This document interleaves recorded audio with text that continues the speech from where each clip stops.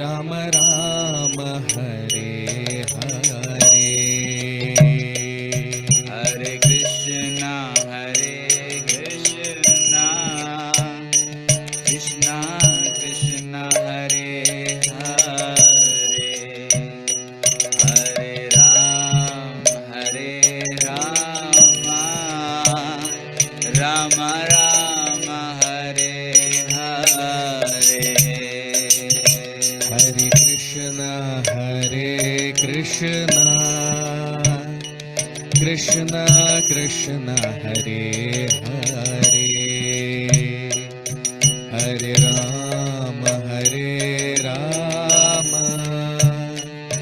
Ram Ram Hare Hare, Hare Krishna Krishna Krishna Hare Hare, Hare Ram Ram Ram Hare Hare, Hare Krishna Krishna Krishna Hare Hare, Hare Ram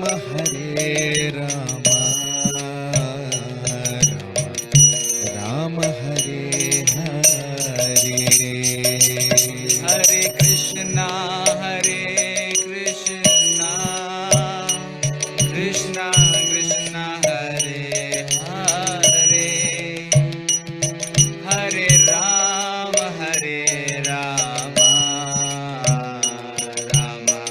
Ram Hare Hare,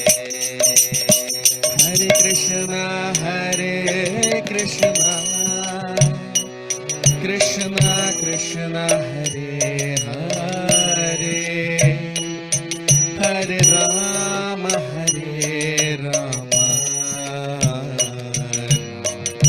Ram Hare Hare, Hare Krishna Krishna Krishna Hare Hare, Hare Ram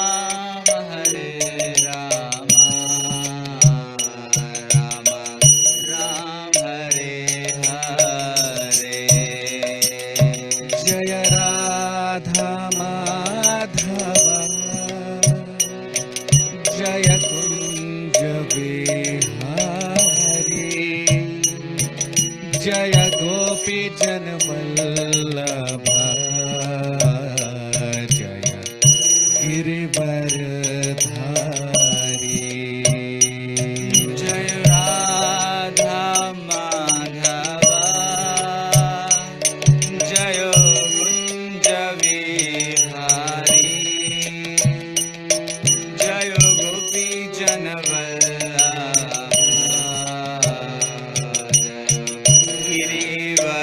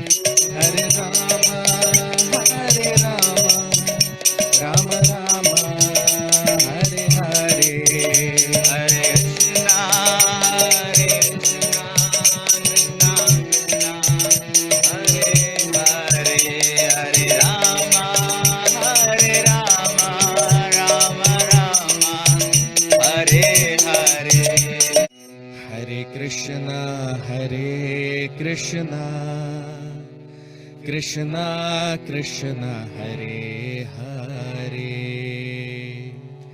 Hare Rama Rama Rama Hare Hare Hare Krishna Krishna Krishna Hare Hare Hare Rama.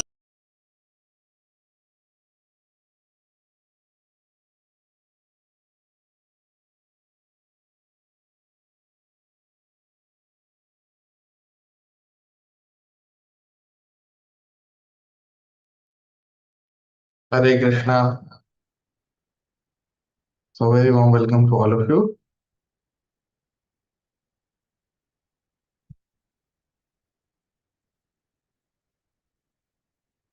For today's session on the Srimad Bhagavatam, we'll start our session with the prayers. Om Namo Bhagavate Vasudevaya. Om Namo Bhagavate Vasudevaya. Om Namo Bhagavate Vasudevaya. Narayanam Namaskritya. Naran Chaiva Narottamam. Devim Saraswatim Vyasam. ततो जयमुदीरयेत् नष्टप्रायेषु भद्रेषु नित्यं भागवत सेवया भगवति उत्तमश्लोके पतिर्भवति नैष्ठिकी. So we discussed in our previous session about the different kinds of liberation, the different kinds of moksha which the Lord wants to his devotees. And in the previous shloka, the shloka that we discussed, where the liberation, the 5 kinds of liberation was discussed, Bhagavan Kapil is saying that my pure devotees don't even desire liberation from me.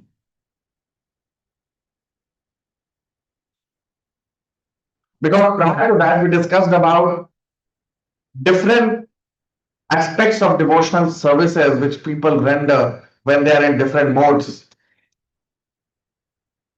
Devotional service can be rendered in mode of ignorance, mode of passion, and in mode of goodness also. But devotional service rendered within the 3 modes, that is not considered to be pure devotional service. That is considered to be mixed, or you can say selfish way of serving the Lord.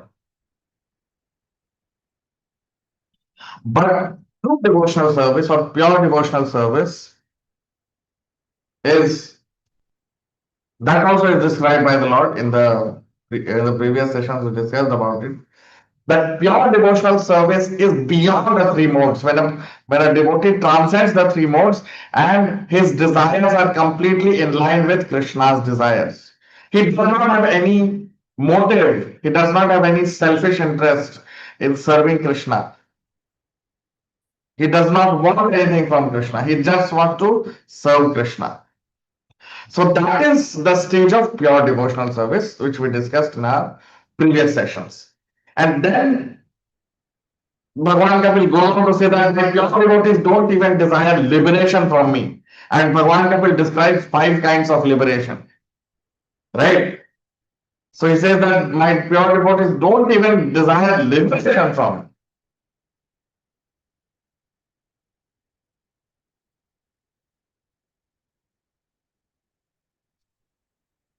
So that is the level of pure devotional service where a devotee does not desire anything. He just wants to serve Krishna and he finds pleasure only in serving Krishna.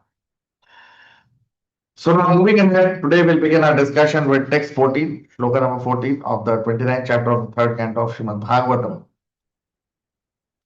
स एव भक्ति योगाख्य आत्यंतिक उदाहृतः येनातिव्रज्य त्रिगुणम् मद्भावायोपपद्यते स एव भक्ति योगाख्य आत्यंतिक उदाहृतः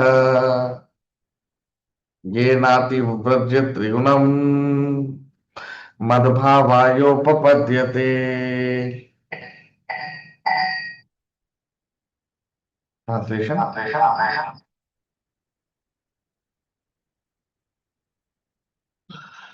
By attaining the highest platform of devotional service, as I have explained, one can overcome the influence of the 3 modes of material nature and be situated in the transcendental stage as is the Lord. Now you see, very important shloka. So what is Bhagavan Kapil saying here? So he's saying that Saeva Bhakti Yogakhya.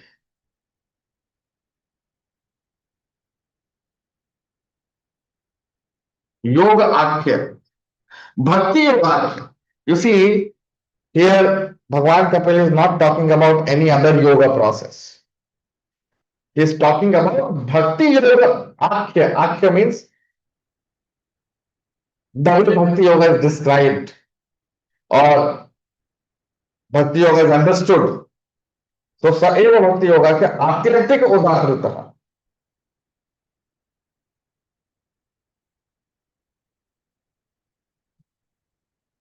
Atyantik Udahrita. Atyantik means the topmost, and Udahrita means to be described.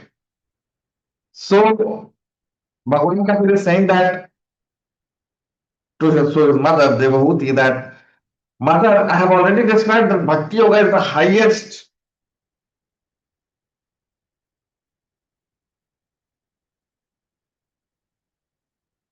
So Bhakti Yoga is the highest. Ye Triguna. So now he's talking about devotees. First he says that Bhakti Yoga is the highest, Shukdev Goswami, and Bhagavan Kapil, that Bhakti Yoga is the highest. He is speaking to his mother Devahuti, and now he is saying that Ati Triguna. Ati Vraj means Ati means to cross over, to surpass, to transcend. So again, Ati Vraj means to surpass, to cross over, to transcend. What? Trigunam. Trigunam. Trigunam. Trigunam means the 3 modes.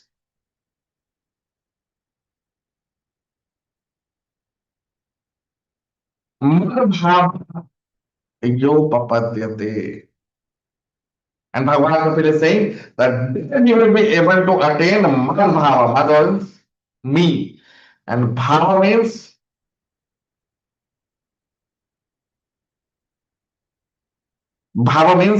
my nature, spiritual nature, spiritual world. Upapadyate means to attain or to go back. You see? So Bhagavan Kapil is very clear here in this shloka.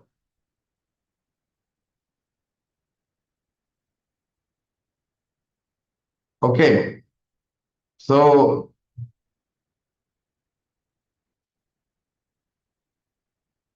Bhagavan Kapil is describing the platform of pure devotional service here and the glories of pure devotees.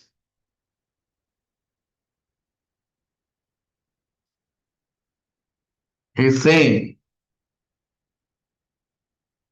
that Bhakti Yoga is Atyadhik Udaharata. This is the highest principle. There is nothing higher than Bhakti Yoga. And in Bhakti Yoga, a devotee is able to transcend the three modes because of my mercy, because of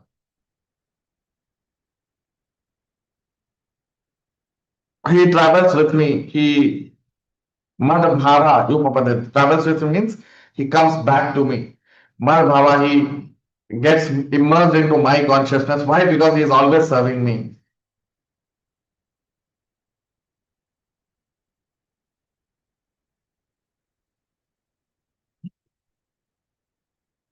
You see, these are higher aspects of Bhakti Yoga which Bhagwan Kapil is describing here. Normally, 99.99% of the population are engaged in serving the Lord. But they are engaged in serving the Lord indirectly. See, everyone is ultimately serving Krishna only, but indirectly, not directly. They don't know. No one knows. Because this world is Krishna's creation and nothing can happen without Krishna's desire. So, in one sense, uh, everyone is serving the Lord. But see, service can be done in mode of ignorance, mode of passion, mode of goodness. All kinds of different services can be there. So then, although everyone is serving the Lord, but most of the people they are engaged in impure, ignorant devotional service. Very few people come to passionate devotional service or goodness.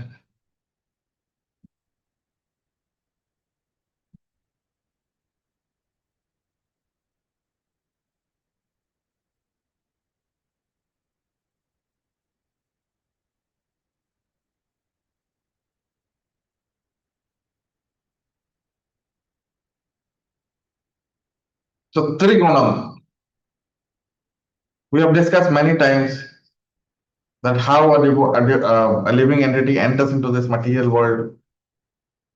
It's like entering an ocean. Just like when you enter an ocean, you are completely you have no idea how to go back to the land. Why? Because ocean is so huge. And the waves of the ocean represent the three modes of material nature. So a living entity, once he enters this material creation or this material ocean, then he is constantly tossed by the waves of the ocean. And so much so, so much so that there is no escape.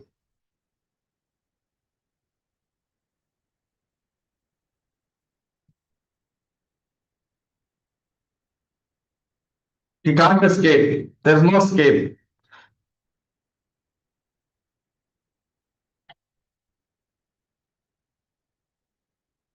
How much ever exalted a living entity may be, sometimes people are very proud of their material possessions. Some yogis, those who practice yoga, they sometimes become proud of their yogic power,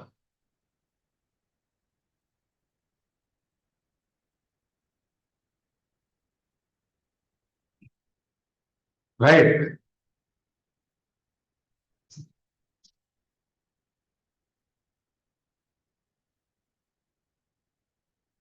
When a person is on land, he has two choices.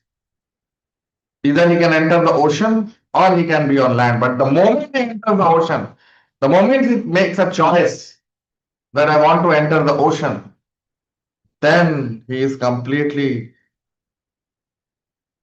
in one sense, he has no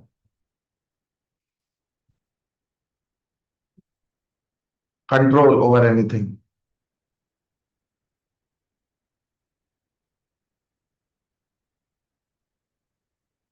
And he has to subject himself to the three modes of material nature or the waves of the ocean.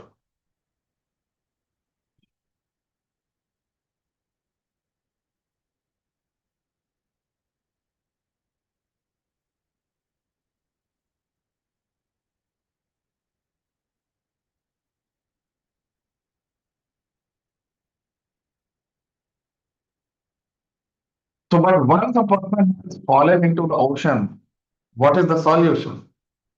The solution is to find a boat.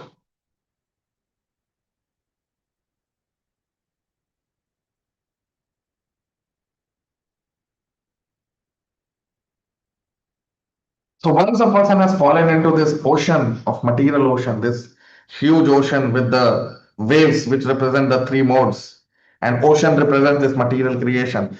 If a person or once a person has fallen into this material creation, what is the solution? The solution is given here in this shloka. You see, Saeva Bhakti Yogakhya.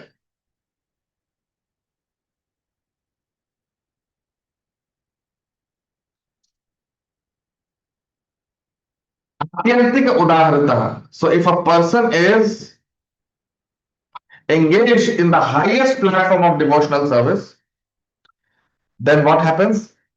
Yen ati vipajit trigunam. He surpasses, he transcends the three modes.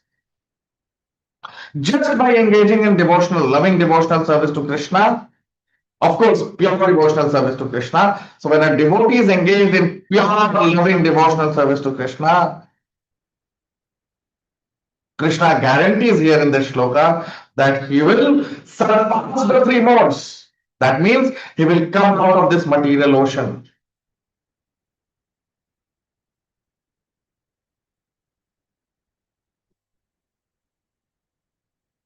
Right? And what happens when a person transcends the three modes of material nature?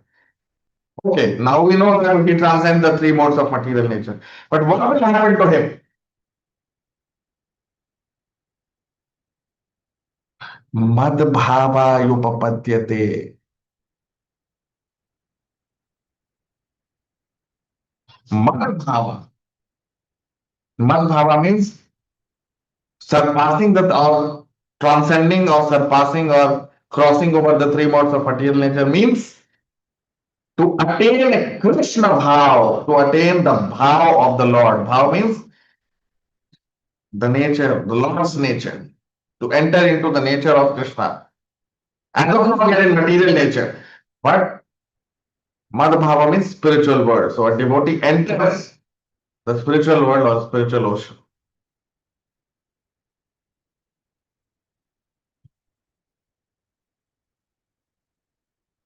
That is the highest position, which is attainable only in human form of life.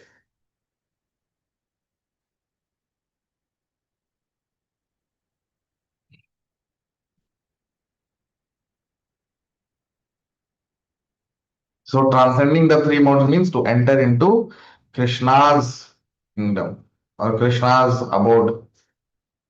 That is the meaning of pure devotional service. That is the purpose of pure devotional service.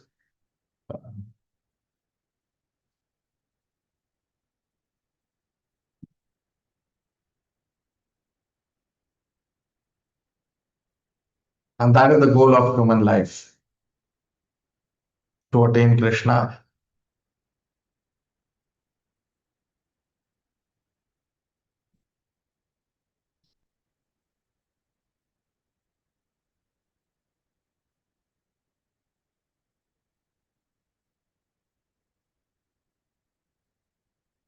Now text 15, shloka number 15.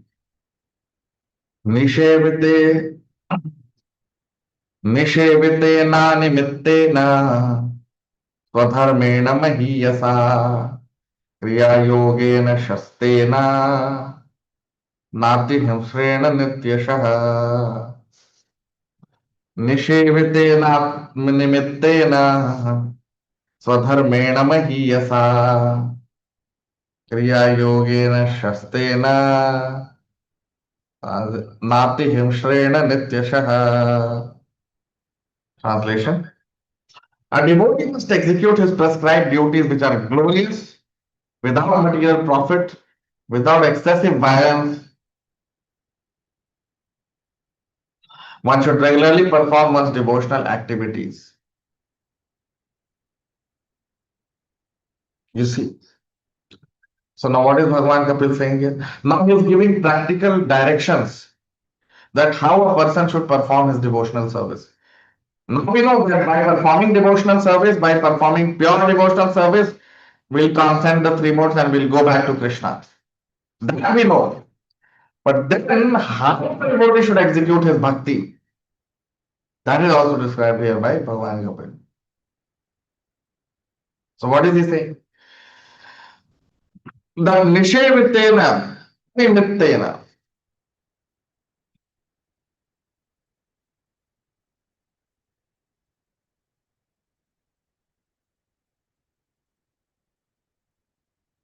So Nishevittena, Animittena.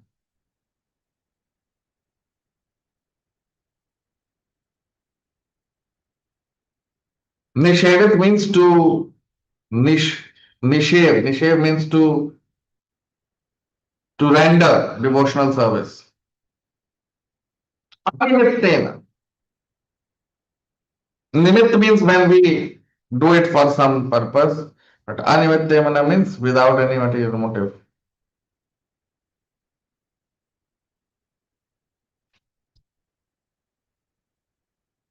So Nishayavitena means to perform. To perform what? To perform Swadharma Niyasa. Swadharmena, Swadharma. This word Swadharma is very important. We need to understand what is Swadharma. So every living entity has got two kinds of dharma. One is called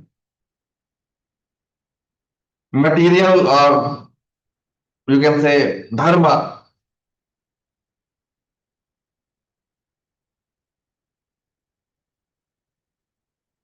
So material dharma is called varnashram dharma. Varnashram means according to the qualities of a person, he is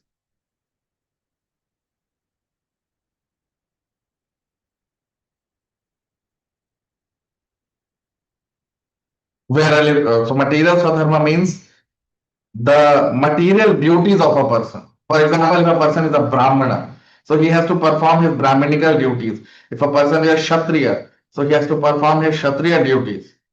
If a person is whatever he is, who is a student, is a brahmachari, his duty is to serve the Lord in Gurukul in the association of the spiritual master.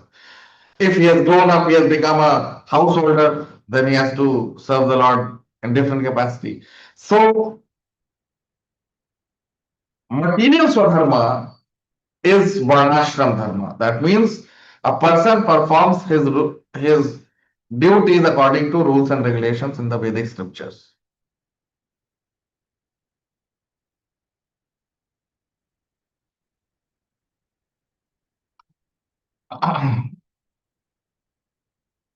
So everyone has got materials for them.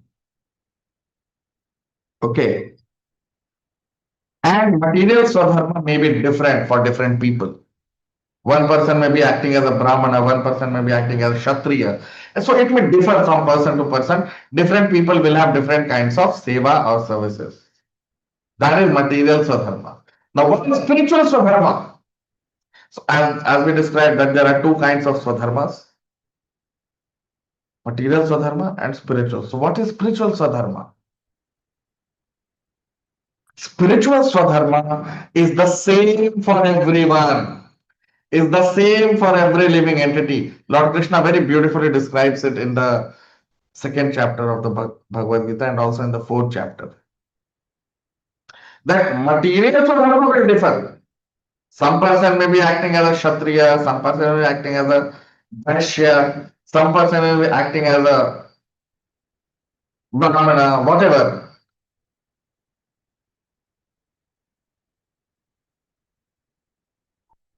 Right? So different people will act differently according to material swadharma. Spiritual swadharma of every living entity is the same. And what is that? Loving service to Krishna.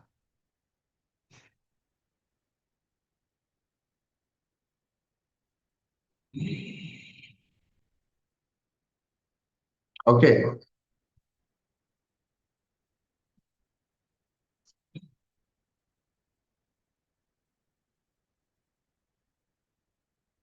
So that's what Bhagavan Kapil is saying. Nishevitena animitena. Animitena means without attachment. If a person nishevitena means if a person executes his bhakti,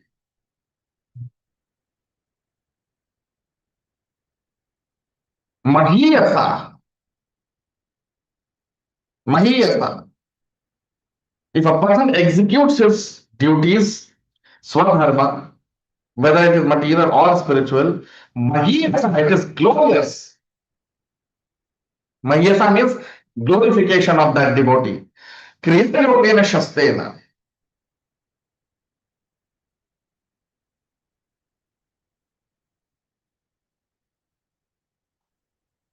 Na ati him shreyana nityasana.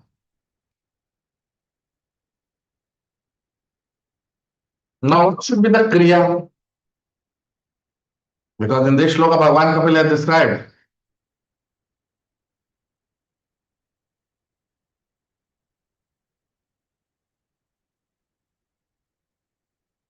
So, kriya means how it has to be executed. So, yogena shastena means this yoga, this bhakti yoga, because in the previous shloka we discussed, Bhagavan Kapil is talking about bhakti yoga. So, he's saying that this bhakti yoga, the kriya or the actions which a devotee performs, must be nati himshrena nityashana. It should not be violent in nature.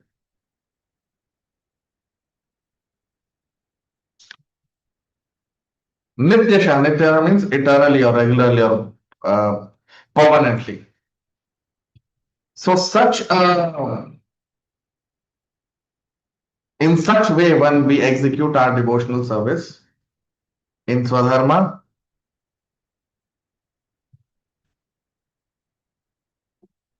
then such devotional service of the devotee is considered to be glorious.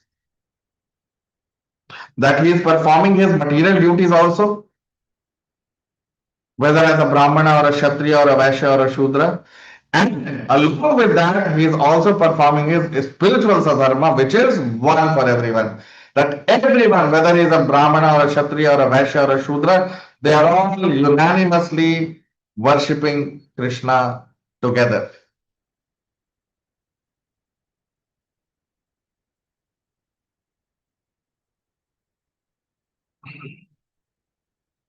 And here Bhagavan Kapil is saying also that the kriya or the actions should be non-violent in nature. But then how will we justify Arjun's character in the Bhagavad Gita? Because Arjun has to be violent. Here Bhagavan Kapil is saying that one should not be violent while performing bhakti.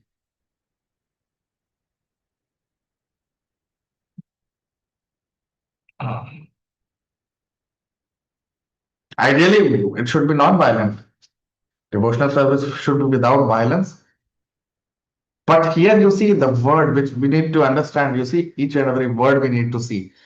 Na shrena.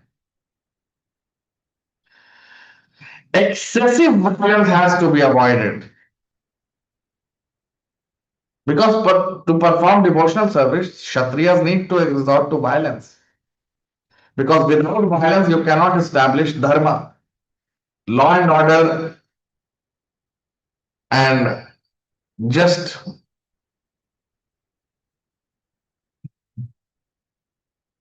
right. So now, that means excessive violence should be avoided. So what does it mean? That violence is permitted for Kshatriyas, not for everyone, for Kshatriyas, because they are the knowers of dharma and they have to protect dharma by consulting the knowers of dharma, which are Brahmanas. So Kshatriyas have to resort to violence sometimes, but not too much specification. Too much violence has to be avoided. So what does it mean? That you see the word is used as shastena. Shas means under direction. So under spiritual guidance, a person has to execute bhakti. Even if he is resorting to violence sometimes, it has to be authorized by Guru and Krishna. Like Arjun, he resorted to violence, but it was sanctioned by Krishna. He did not.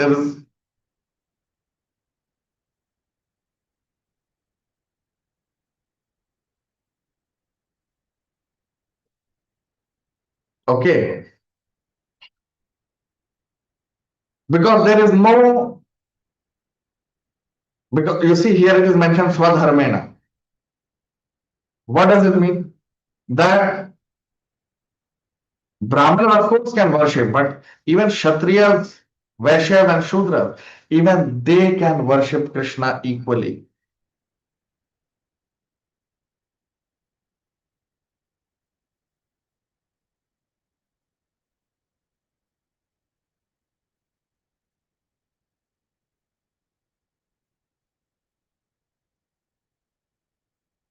So everyone can serve Krishna, irrespective of their social position, their economical position, financial position, it does not matter. Otherwise, you see, who are the greatest devotees of Krishna? The gopis. They are ordinary women or girls who do not, they didn't even, they were not Vedic scholars or they were not very expert in the Vedic scriptures. No,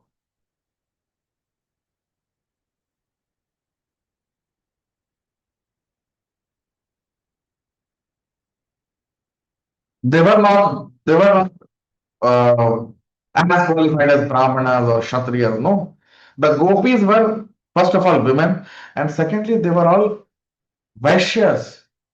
The Brajvasis of Vrindavan, people who used to live at that time, they were all Vaishyas. And it is said that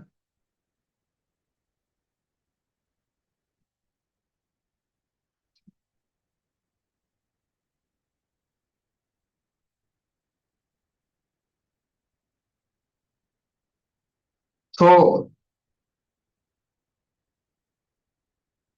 there are so many instances where the devotees who have served Krishna, they belong to Shudra families also. Just like Mahatma Vidur, he is considered to be a Shudra. Although he is the greatest Mahatma, but at that time he used to be considered a Shudra.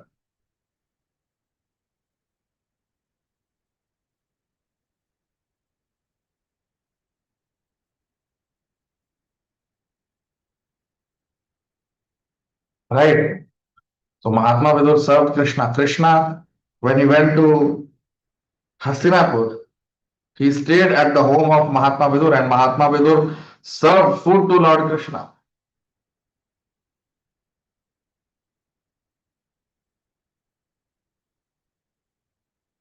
So this is the beauty, this is the power of bhakti. This is the power of pure devotional service. It is, it does not depend on any factor.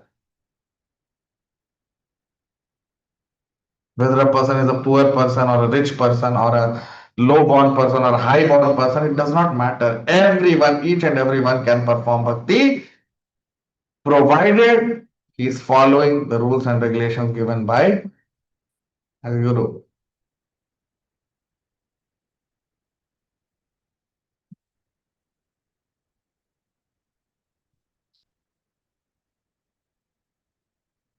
And so first point is Swadharmena.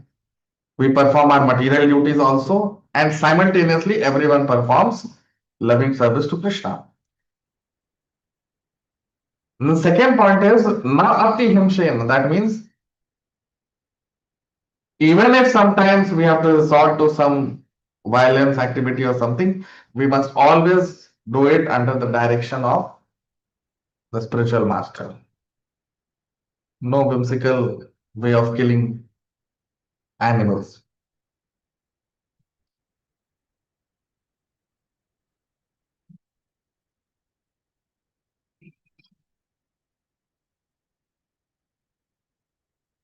and the most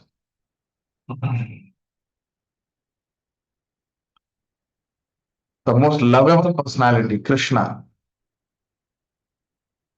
We are all meant to love him because he's the most lovable person, and we are all meant to love him, and he loves us.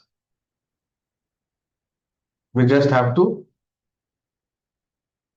engage in his loving devotional service, and gradually, when we become purified, we reach the stage of pure devotional service. And these are the characteristics which are mentioned about pure bhakti or pure devotional service.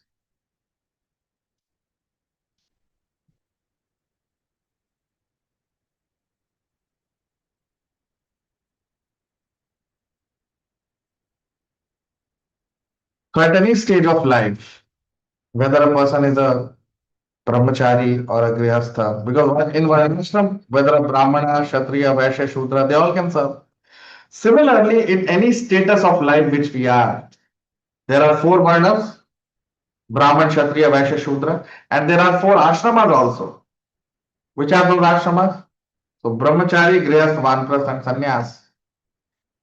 So, in any stage of our varnashram, we can serve Krishna. There is no prohibition.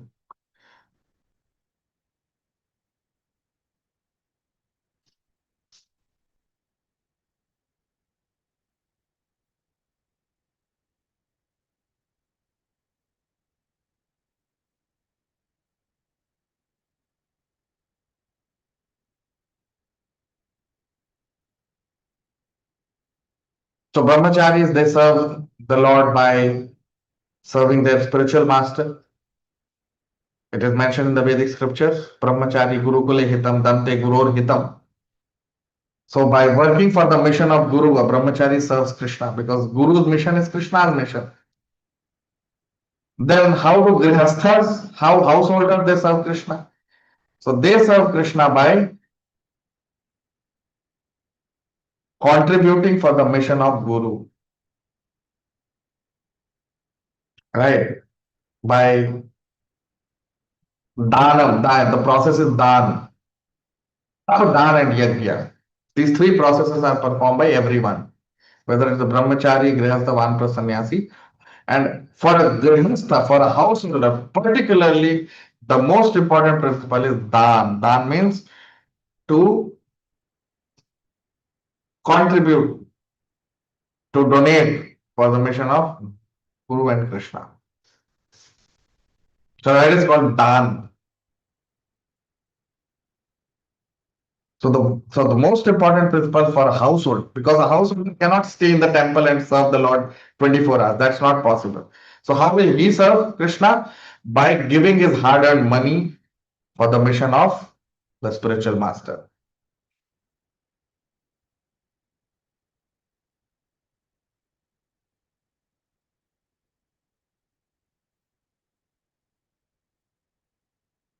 Why? Because Lakshmi belongs to Narayan.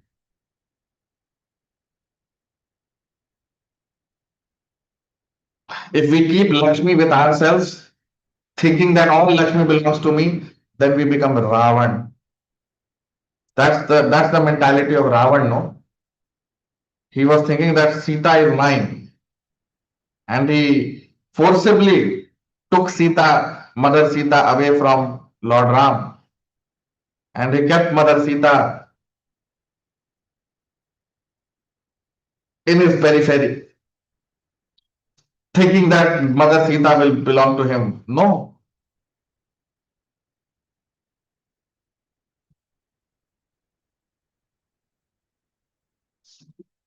but Mother Sita belongs to whom? Lord Ram,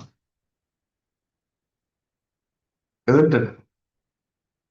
So if we keep Lakshmi to ourselves and do not give it back to Krishna to serve Krishna for the mission of Guru, then it's like, Ravan's consciousness that all Lakshmi belongs to me. But actually it's the opposite. All Lakshmi belongs to Narayan. And Lakshmi must be used only for the service of Narayan, nothing else.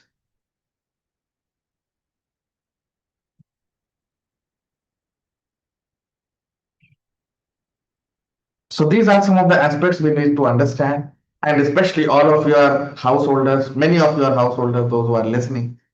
So all of you must contribute for the mission of Guru. We want to preach this Krishna consciousness all over the world. We want to preach to as many people as possible. And preaching requires money. As all of you know, now we have a new temple. So it requires more funds, more money. I was just reflecting. So many of you started Seva 5 years back, 4 years back. Every month all of you, many of you contribute. But the amount is the same. Why?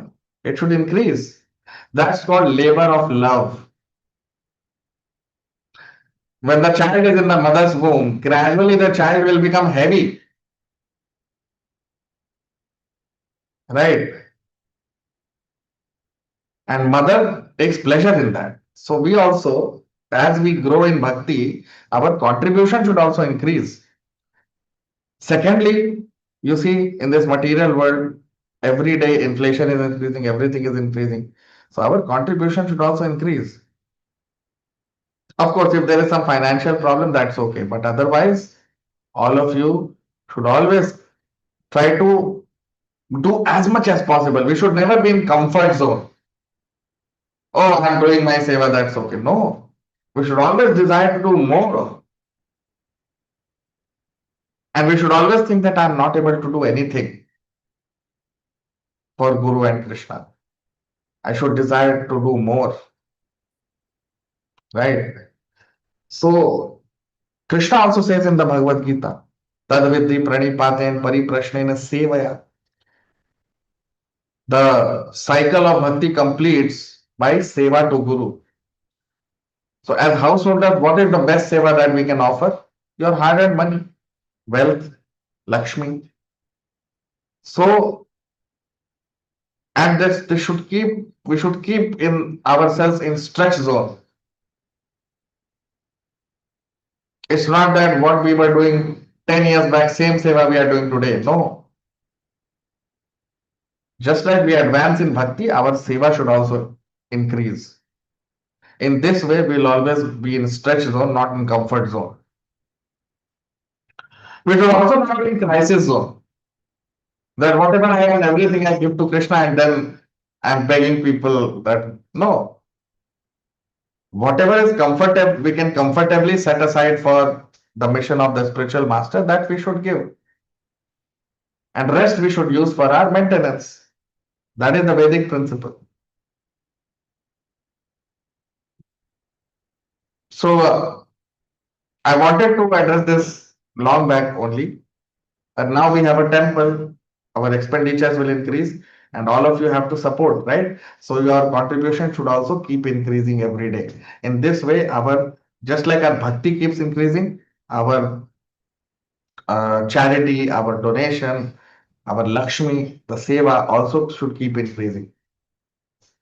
Okay? So that we never enter into comfort zone. We should always be in stretch zone. Okay?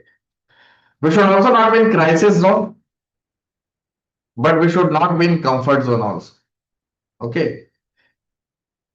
So, and also because mission is increasing, our preaching is increasing, so we require more money, more funds, more Lakshmi. As we grow, we'll require more and more Lakshmi, isn't it? And all of you, I'm very thankful to all of you that you have been very generously contributing. But yes, I desire more for Krishna. So that's what we should always aspire for, to increase our seva more and more, so that we can reach out to more and more people. We can preach more. We can construct more and more temples, so that the mission of Krishna, the mission of Chaitanya Mahaprabhu reaches more and more people. So that's what we have here today. We'll stop here. Those who are new to the channel can subscribe. All of you can like, comment, share. Thank you very much. Hare Krishna.